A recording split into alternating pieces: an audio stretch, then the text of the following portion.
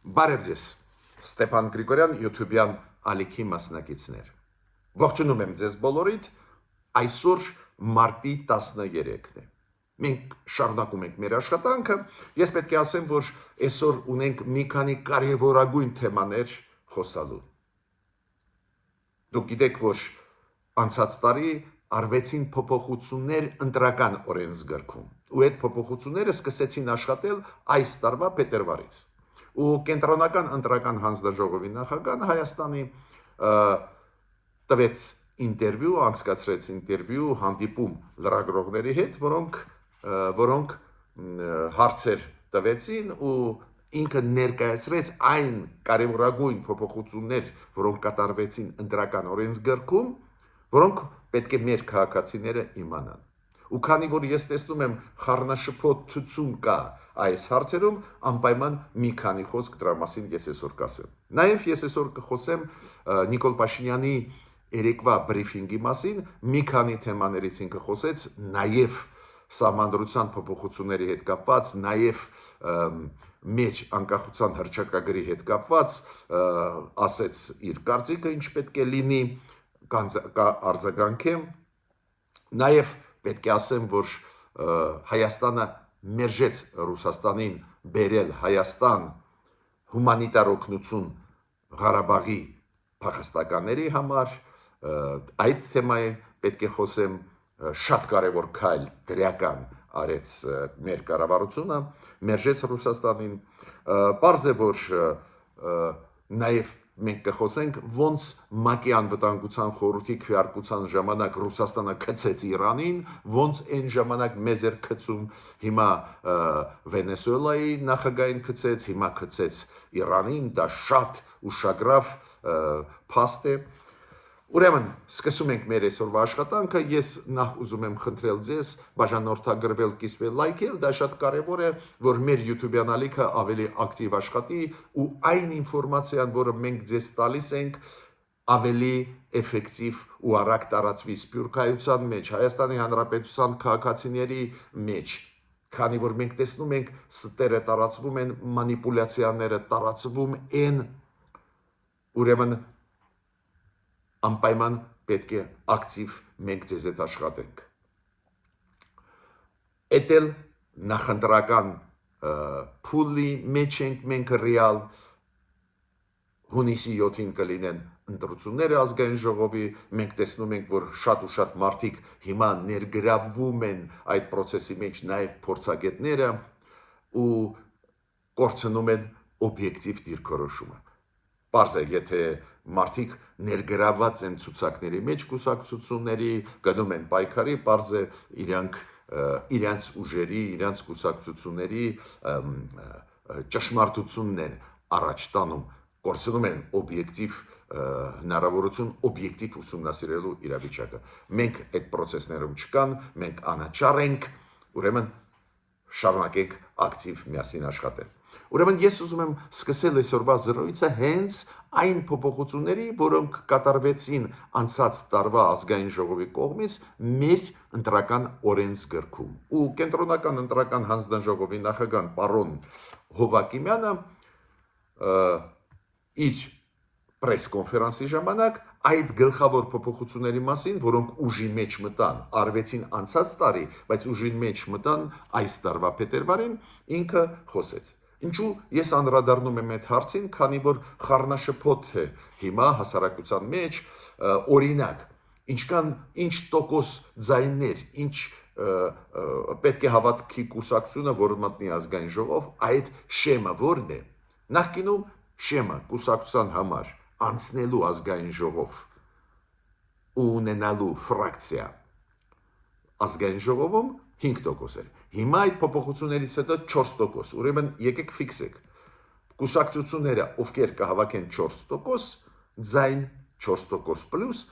կունենան ֆրակցիա ազգային ժողովում։ Դաշինքների համար, եթե կուսակցությունը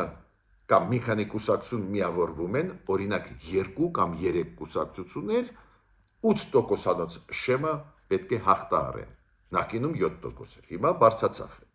8% դարձավ։ Եթե 3-ից ավել 4, 5, 6 կուսակցություններ միավորվում են ու համատեղ ցուցակով գնում են, պետք է հավաքեն 10%։ Այդ շատ կարևոր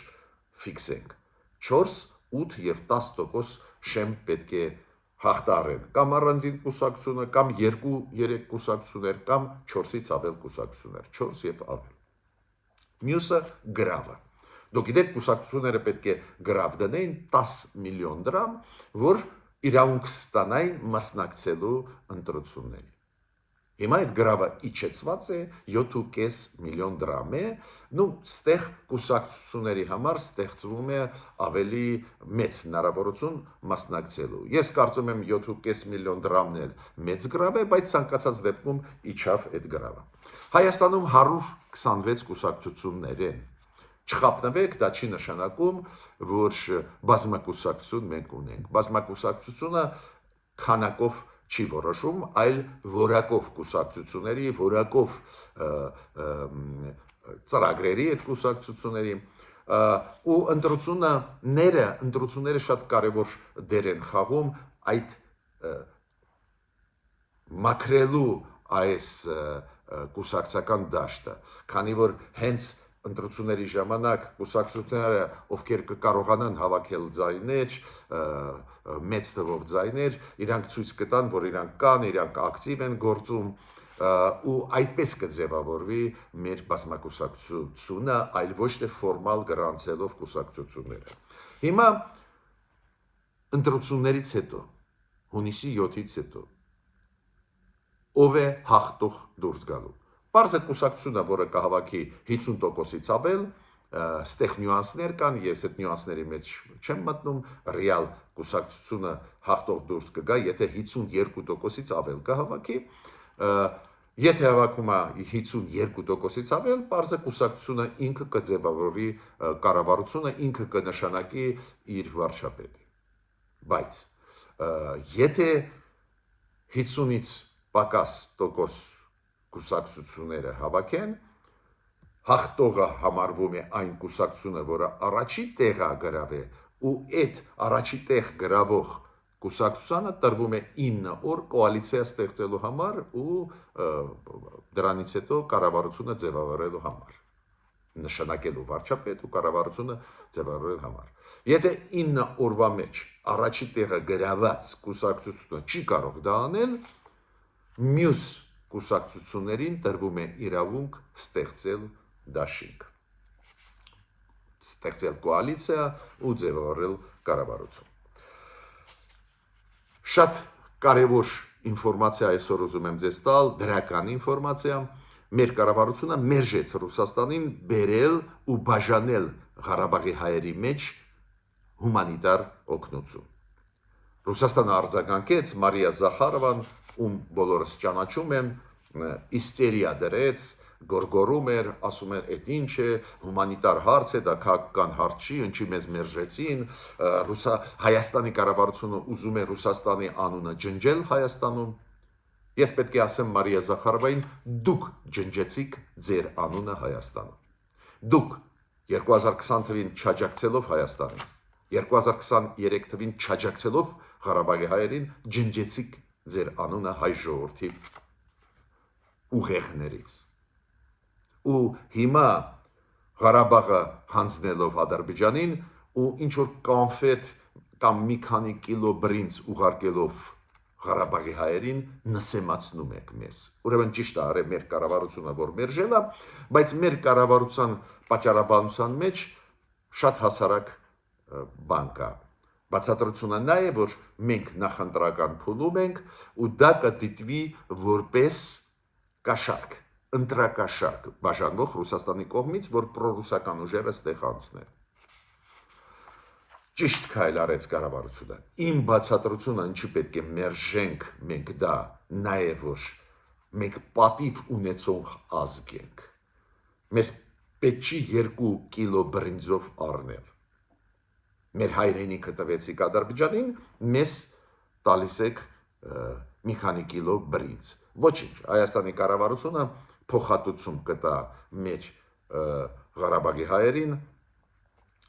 կկազմակերպի աջակցություն, նաև հումանիտար, բայց Ռուսաստանից չպետք է վերցնենք։ Բայց մեր կառավարությունը այդ ասպեկտի մասին չի խոսում։ Մեր կառավարությունը ասում է նախընտրական փուլում ենք ու դա կդիտվի որպես ընտրակաշարք։ Մեր կառավարությունը սկսեց քայլեր, որոնք փոքրացնեն հավանականությունը, որ նույն Ռուսաստանից գան ու կաշառեն մեր քաղաքացիներին։ Մեր պետ եկամուտների կոմիտե սկսեց ավելի խիստ հետևել այն մարդկանց, ովքեր սահմանհատում են ու բերում են Հայաստան մեծ գումարներ փողերի։ Դու գիտեք, $10,000-ից ավել, եթե դու բերում ես գումար Հայաստան, դու պետք է դա գրանցես, դա լրացնես համապատասխան փաստաթղթեր ու ինչն է հետաքրքիրը, պետ եկամուտների կոմիտեն ուսումնասիրեց այդ հարցը ու այս տարվա հունվարին, փետրվարին հենց Ռուսաստանից մոտավորապես $60 միլիոն մտավ Հայաստան։ Բավական մեծ գումար, ինչի համար է այս ձևի մեծ գումարն էլ մտնում։ Ինձ համար շատ կարևոր է, որ պետական ինստիտուտները սկսեցին արձագանքել այս վտանգներին, որոնք կարող են գալ Ռուսաստանից։ Օֆիցիալը ասում է, որ մենք հետևում ենք բոլոր այդ հոսքերի, փողերի, արձերն, քեշ, որոնք մտնում են Հայաստան, բայց ոչ օֆիցիալ մենք հասկանում ենք, որ Ռուսաստանի մասին է խոսքը։ Իդեպ ասեմ ձեզ, այն ուսումնասիրությունը, այն զեկույցը, որը արեց մեր արտաքին հետախուզական ծառայությունը, արձագանքեց Նիկոլ Փաշինյանը երեկվա բրիֆինգում, որ այո ինքը գիտի, որ արտաքին հետախուզության ծառայությունը ասում է, որ կա երկիր, որտեղ որ մարդկանց Հայաստանի Հանրապետության քաղաքացիներին ստիպում են գալ ընտրությունների ժամանակ Հայաստան ու քվեարկել իօքուտ պրոռուսական ուժերի, որ մենք գիտենք, Նիկոլ Փաշինյանը արձագանքեց ու ասեց, որ Ռուսաստանի հայերը, то есть Ռուսաստանում ապրող Հայաստանի Հանրապետության քաղաքացիները, եթե գան Հայաստան քվեարկելու, իրենք կքվեարկեն քաղաքապայմանագրի օգտին։ Շատ կարևոր ինֆորմացիա կապված 3 չարաչորվա ՄԱԿ-ի անվտանգության խորհրդի քվեարկությանը։ Բահրեյնը, որը հիմա ՄԱԿ-ի անվտանգության խորհրդի անդամ է, դու գիտեք, ՄԱԿ-ի անվտանգության խորհրդում 15 երկիր, 5-ը մշտական անդամներ, Ռուսաստան, Չինաստան, Մեծ Բրիտանիա, Ֆրանսիա, Միացյալ Նահանգներ, ու 10-ը ոչ մշտական անդամներ։ Բահրեյնը ոչ մշտական անդամ է, բայց անդամ է ՄԱԿ-ի անվտանգության խորհրդի, հավաքեց մեծ թվով ստորագրություններ ու մտցրեց օրակարգ հարց քննադատող Իրանին։ Քանի որ Իրանին ռմբակոծում է Իսրայելը, Միացյալ Նահանգները, Իրանը պատասխանում է Միացյալ Նահանգների բազաների, ռազմաբազաների գտնվող արաբական աշխարհում։ Ու պարզ է արաբական աշխարհը տուժում է այդ հարվածներից ու այդ բանաձևը անցավ քննադատող Իրանին։ Ոչ մի խոսք չկար, որ Իսրայելը, Միացյալ Նահանգները նաև ռմբակոծում են Իսրայելը։ Ոչ մի խոսք չկար, որ Իրանում սպանվեցին մեծ թվով երեխաներ։ Հիմա դա միտումնավոր արվե, միտումնավոր չի, դա այլ հարց է, բայց սպանվեցին։ То есть մի բառ այնտեղ չկար, ցավակցության խոսքեր, ուղղակի ՄԱԿ-ի անվտանգության խորհուրդը որոշում ընդունեց, որ սխալ է անում Իրանը, որ ռմբակոծում է արաբական աշխարհը, Էմիրատները, Բահրեյնը, Քուվեյթը, Կատարը, Օմանը, Սաուդյան Արաբիան ռմբակոծում է այնտեղ գտնվող ամերիկյան բազաներ։ Քննադատեցին ու դուք կարող եք ասել, բայց կա Ռուսաստան, Ռուսաստանը մշտական անդամ է, կարող է վետո իրավունքը օգտագործել ու այդ որոշումը Իրանի դեմ չէր անցնի։ Ռուսաստանը չաջակցեց Իրանին։ 15 անդամներից 13-ը դատապարտեցին Իրանին, Ռուսաստանը, Չինաստանը ձեռնպահ քվեարկեցին։ Կոպիտ ասած, իրանք իրենց վետո իրավունքը բլոկ անելու այդ Իրանի դեմ որոշումը չարեցին։ Ու եթե Չինաստանը միշտ բաց է, Չինաստանը միշտ դեմ է պատերազմական գործողությունների, չի ուզում միջամտել այս ձևի պատերազմների մեջ, ստեղ նույնիսկ կարելի ասել հասկանալի քայլեր, Ռուսաստանը, որը ուղղակի 2 օր առաջ Պուտինը խոսեց Պեզեշկյանի հետ, ասեց, որ խայտարակություն է, մենք դատապարտում ենք հարձակումը Իրանի դեմ, Ռուսաստանը չաջակցեց Իրանին։ Դες վետո իրավունքը իր չօգտագործեց։ Հիմա պարզվեց ինչու։ Ու այդ պարզվելը մենք իմացանք հենց Իրանի փորձագետներից, Իրանի պաշտոնյաներից, հետևեք նաև Իրանի կողմից տրված ինֆորմացիան։ Պարզվեց, որ Դոնալդ Տրամպը խոստում տվեց Պուտինին, որ նավթի գները քանի որ բարձրանում են, ու Դոնալդ Տրամպը չի ուզում թողնել, որ նավթի գները բարձրանան, Դոնալդ Տրամպը խոստում տվեց Պուտինին, որ իր նավթը կկարողանա ծախել Հնդկաստանին եւ Չինաստանին։ Հնդկաստանի դեպքում Դոնալդ Տրամպը որոշում օֆիցիալ ընդունեց, ու հիմա Հնդկաստանը շարունակում է առնել նավթը Ռուսաստանից, ու Դոնալդ Տրամպը ասեց, դու այդ որոշումը չբեկանես ՄԱԿ-ի անվտանգության խորհրդի, մենք քեզ թույլ կտանք նավթը ծախես Չինաստան եւ Հնդկաստան։ Տեսակ ոնց Ռուսաստանը իր դաշնակիցներին հանձնում է։ Մենք ասել ենք դրա մասին պատերազմի ժամանակ 2020 թվականի, ավելի ուշ ասել ենք, միջև այդ ասել ենք, չէին լսում, միջև մենք այդ կորուստները չունեցանք։ Հիմա Ռուսաստանը հանձնեց Սիրիան, հետո Վենեսուելային Մադուրոին հանձնեց Միացյալ Նահանգներին, հիմա հանձնեցին Իրանը։ Ինչա որ նավթը Ռուսաստանը ծախի։ Նավթի դիմաց, որ սանկցիաները թուլանան, Ռուսաստանի նավթի վրա իրանք հանձնեցին Իրանի շահերը։ Դա շատ կարևոր ինֆորմացիա ցանկացած մարդու համար ու ցանկացած հայի համար, քանի որ Հայաստանում էլ դեր կան մարդիկ, ովքեր հավատում են, որ Ռուսաստանը կարող է ինչ-որ քայլեր անի ի օգուտ Հայաստանի։ Ադրբեջանի նախագահն ասաց, որ Հայաստանը կարող է դառնալ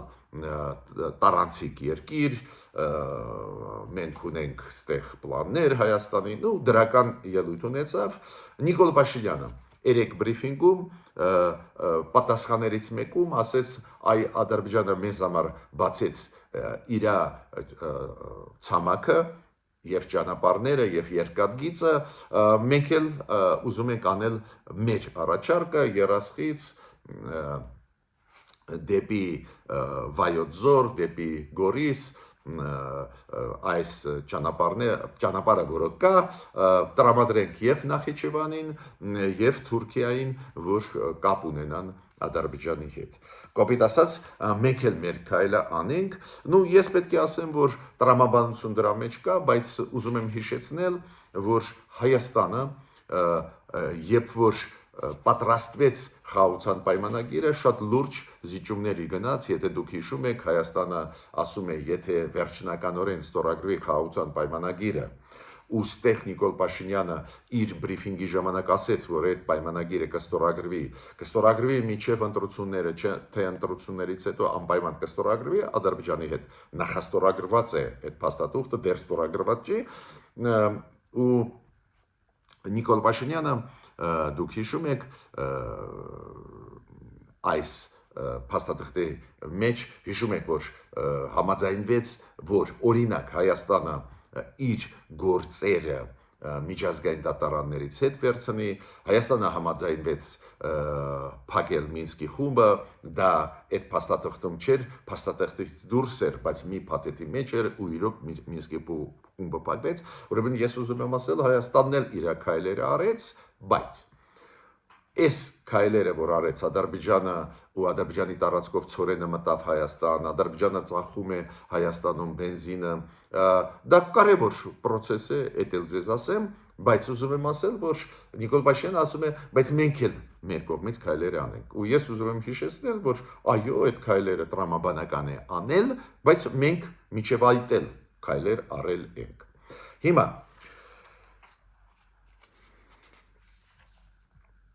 Սահմանադրության հետ կապված Նիկոլ Փաշինյանը խոսեց սահմանադրության մասին, այս նույն բրիֆինգի ժամանակ իր հարցը տվեցին մեր անկախության հռչակագրի մասին։ Դուք գիտեք, գործող սահմանադրության մեջ պրեամբուլայում նախաբանում կա հղում անկախության հռչակագրի վրա։ Ադրբեջանը պահանջում է, որ այդ հղումը չլինի։ Ինչի Ադրբեջանը պահանջում է, ինքը ասում է, այդ պրեամբուլայում մեր անկախության հռչակագրում այնտեղ կա հղում Ղարաբաղի վրա, որ Ղարաբաղը միավորվում է Հայաստանի հետ։ Ու Ադրբեջանը պահանջում է, որ այդ հղումը այլևս չլինի։ Հիմա Նիկոլ Փաշինյանը ասում է, այո, մենք պլանավորում ենք այդ հղումը հանել։ Դուք հիշում եք, մեր կառավարությունը անդադ ասում էր, որ սահմանադրությունը ուզում է փոխել, երբ որ հարցնում էին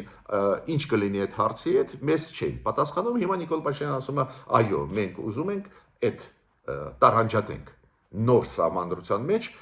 անկախության հռչակագրի վրա հղում չլինի։ Քանի որ այնտեղ Ղարաբաղի հետ կապված հարց կա, դա պատերազմ է, Նիկոլ Փաշինյանը ասում է, ու Նիկոլ Փաշինյանը ասում է, այո, մենք դա կհանենք։ Լավ է, որ բաց ասեց Նիկոլ Փաշինյանը, նախկինում մեզ ասում էին, այդ հարցը դեռ լուծված չէր, հիմա ասում են, դա պետք է հանվի։ Հիմա իմ կարծիքը այդ հարցով նա է, որ անկախության հռչակագիրը ու այդ մասը հռչակագրի հնացած է, քանի որ այն նախաբանում, երբ որ խոսքը գնում է Լեռնային Ղարաբաղի մասին, երբ որ խոսքը գնում է Հայաստան Լեռնային Ղարաբաղ միացման մասին, խոսքը գնում է սովետական միության ժամանակվա մասին։ Խոսքը գնում է Հայաստանի սոցիալիստական հանրապետության մասին։ Խոսքը գնում է Ադրբեջանի սոցիալիստական հանրապետության մասին։ Խոսքը գնում է Լեռնային Ղարաբաղի այդ ինքնավարության մասին։ Չկա այս ձևի բան այսօր, փլուզվեց սովետական միությունը։ Այդ իմաստով այդ հնացած դրույթ է ու ոչ մի ակտուալ դեր չէր խաղում, բայց Նիկոլ Փաշինյանը ասում է այնուամենայնիվ հիշատակումը Արցախի հարցի դա կխփի այդ խաղաղության process-ի ու ուզում է դա հանել։ Ու նույնիսկ այն արգումենտները, այն պատճառաբանությունները, որոնք բերում էին հենց մեր կառավարիչները, Նիկոլ Փաշինյանը հիշում եք, որ ասում էր, որ խաղաղության պայմանագրում կա կետ, որի համաձայն եթե խաղաղության պայմանագիրը ստորագրվի ու վավերացվի Հայաստանի պարլամենտում, ազգային ժողովում եւ մեջլիսում Ադրբեջանի, ավտոմատ ավելի մեծ ուժ ձեռք բերի համեմատ այն դրույթների, որոնք սահմանադրությունում կան, մեր կարծես թե մեր կառավարությունն էլ բացատրում էր, որ ստեղ հռչակագրի հետ կապված ոչ մի վտանգ չկա, բայց հիմա մեր կառավարությունը որոշեց այնուամենայնիվ այդ զիջմանը նաև գնալ,